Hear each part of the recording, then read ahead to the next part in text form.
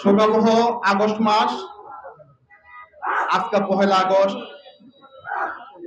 আপনারা জানেন এই আগস্ট মাসে 15 তারিখ হাজার বছরের পরাধীন জাতির কাঙ্ক্ষিত পুরুষ, পৃথিবীর তাগত মুক্তির সংগ্রামের উজ্জ্বল নক্ষত্র, সর্বকালের সর্বশ্রেষ্ঠ বাঙালি জাতির জনক বঙ্গবন্ধুকে সপরিবারে হত্যা করা হয়েছিল। বঙ্গবন্ধুকে হত্যার পর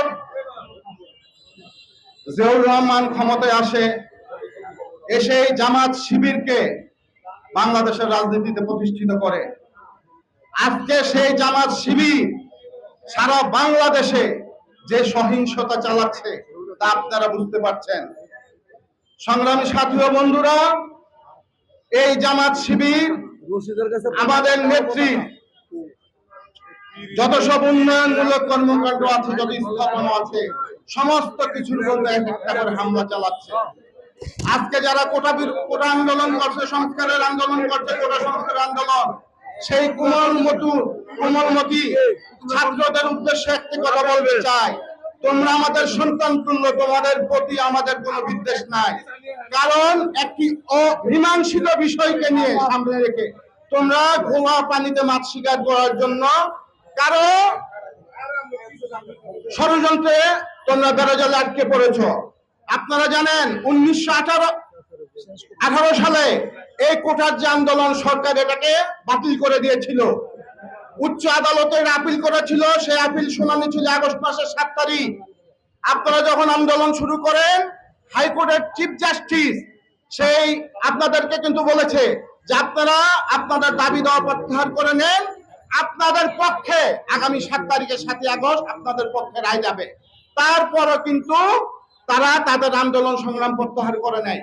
আপনারা জানেন ইতিমধ্যেই সরকার 93% মেধাবী ছাত্রদের যে কোটা, তাদের দাবি দেওয়া পূরণ করেছে। 5% মুক্তিযোদ্ধাদের পক্ষে রেখেছে, এবং যে 5% রেখেছে সেই 5% কিন্তু মুক্তিযোদ্ধার সন্তানদের জন্য, নাতি নাতিদের জন্য না। মুক্তিযোদ্ধার সন্তানরা বর্তমানে 40-এর উপরে বয়স, অর্থাৎ এই 5% ওই যে মেধাবী কোটায় চলে যাবে। সুতরাং 98% দাবি দেওয়া আপনাদেরকে পূরণ করা হয়েছে। তারপর আপনারা রাজপথে, আপনারা কাদের চক্রান্তে আপনারা লিপ্ত আছেন, কাদের ইশারায় আপনারা চলছেন। যাদের ইশারায় চলছেন তারা কিন্তু গোয়া পানিতে মাছ শিকার করতে চায়। কোনো আপনাদের বিপদে কিন্তু তারা থাকবে না, কোনো বিপদে থাকবে না। নারায়ণগঞ্জের অনেক নেতৃবৃন্দ আছেন যারা এই দুঃসময়, যাদেরকে আমরা কাছে পাই না, ওই তারা সেলফি তুলতে আসেন, বিভিন্ন ব্যানার ফেস্টুন লাগিয়ে তারা আত্মপ্রচার করতে চান।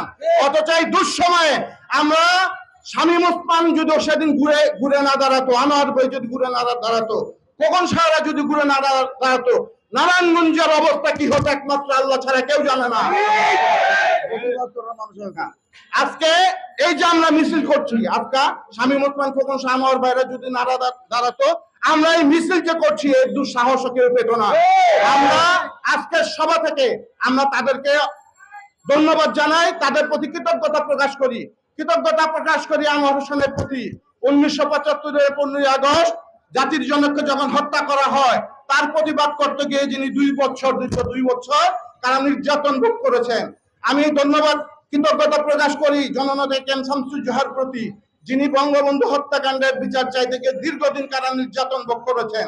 আমি কৃতজ্ঞতা প্রকাশ গভীর শ্রদ্ধা স্মরণ করি কেম নাসিম ওসমানকে, যিনি তার নববধূকে রেখে 15 আগস্টে হত্যাকাণ্ডের বিচারের জন্য প্রতিরোধ যুদ্ধে অংশগ্রহণ করেছিলেন।